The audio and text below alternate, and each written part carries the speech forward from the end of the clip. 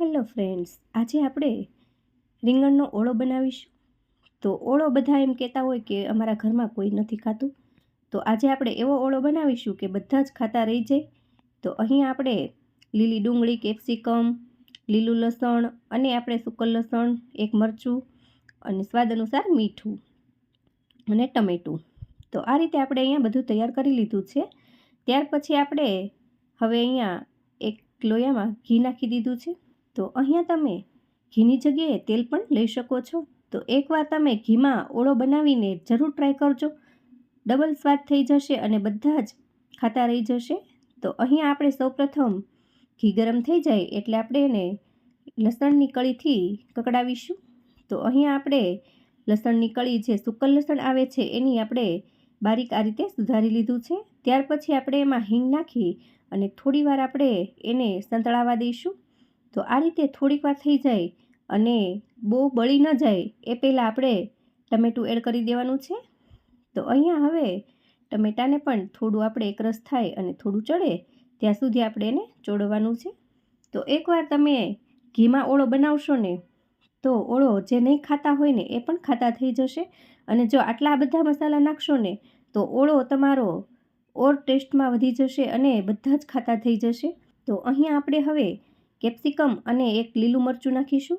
તો અહીંયા લીલા મરચાંનો ટેસ્ટ પણ સરસ આવે છે. કેપ્સિકમ અને મરચાંનો ટેસ્ટ તમે ક્યારેક ઓળામાં નાખી જોજો, બહુ સરસ એવો ટેસ્ટ આવે છે. તો હવે અહીંયા આ બધું થોડું સતળાઈ જાય એટલે આપણે એમાં લીલી ડુંગળી નાખીશું. તો અહીંયા જુઓ કે સરસ એવો આપણો કલર થોડો ટ્રાન્સફર પણ થઈ ગયો છે અને ચડવા પણ આવી ગયું છે. તો હવે એમાં આપણે લીલી ડુંગળી નાખીશું.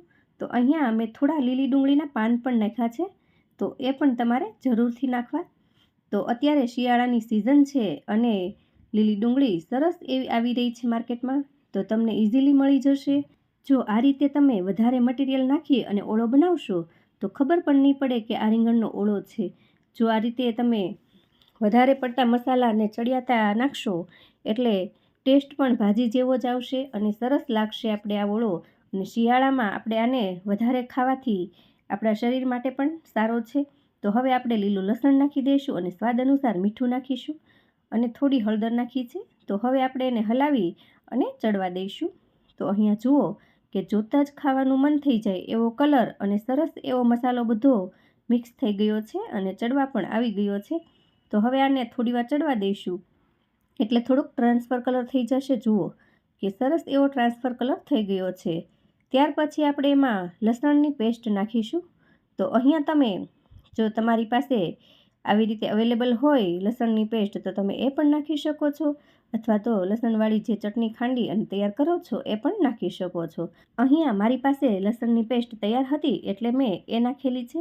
તો હવે જુઓ કે સરસ એવું આ બધું જ ચડી ગયું છે. તો આ બધું આ રીતે સરસ એવું ચડી જાય ને ત્યાં સુધી આપણે એને ચોળવાનું છે, જેથી કરીને આ બધું જ કચાશ ન લાગે. અને હવે આપણે એમાં આ જે રીંગણના શેકેલી આ રીતે માવો બનાવ્યો હોય એ નાખી દઈશું. હવે તો અહીંયા શેકેલા રીંગણને નાખી દઈશું અને પછી આપણે એને મિક્સ કરી લઈશું. તો જો આ રીતે તમે રીંગણનો ઓળો બનાવી અને ઘરમાં બધાને ખવડાવશો તો ચોક્કસ બધા ખાતા થઈ જશે. અને જો ન ખાય તો એકવાર જરૂરથી કોમેન્ટ કરજો. અને તમને આ અમારી રેસીપી જો પણ પસંદ આવે ને તો એ લાઇક, શેર અને સબસ્ક્રાઈબ પણ જરૂરથી કરી દેજો. તો હવે આપણે આ ઓળાને રોટલા સાથે સર્વ કરીશું. તો અહીંયા રીંગણનો ઓળો એક પ્લેટમાં લઈ અને સાથે આપણે બાજરાનો રોટલો અને એના પર જો તમારે માખણ અથવા તો ઘી તમને જે ભાવતું હોય તે નાખી શકો છો. તો હવે આપણે અહીંયા જુઓ કે મસ્ત મજાનો ઓળો તૈયાર થઈ ગયો છે અને એની સાથે આપણે બાજરાનો રોટલો બનાવવાનો હતો એ પણ બની ગયો છે. અને એના ઉપર હવે આપણે ઘી નાખીશું. તો અહીંયા અત્યારે જામેલું ઘી સરસ હોય છે, તો અહીંયા રોટલા સાથે ઘી વધારે મજા આવે છે.